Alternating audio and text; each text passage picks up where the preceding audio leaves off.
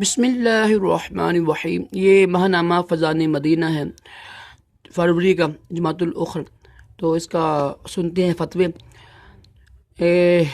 Medical کیا فرماتے ہیں علماء کرام اس مسئلے کے بارے میں کہ میڈیکل کے طلبہ سیکھنے کے لیے انسانی لاش پر تجربات کرتے ہیں، ان کا یہ تجربات کرنا کیسا ہے؟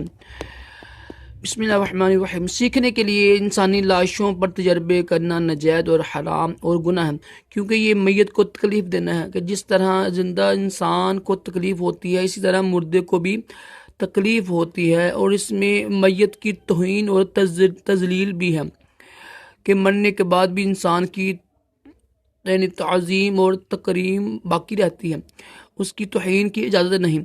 یہ انسان کا یعنی مسئلہ کرنا ہے، یعنی جو ہوتا ہے نجائز ہوتا ہے، یہ ہوتا ہے نا اس کے چہرہ بدل دینا جو کہ نجائز ہے۔ اور حدیث پاک میں حربی کافر کا بھی یعنی دوران جنگ یہ مسئلہ یعنی ہوتا ہے نا، یہ ناک کاٹ دینا، کان کاٹ دینا، اس طرح کرنا نا منع فرمایا۔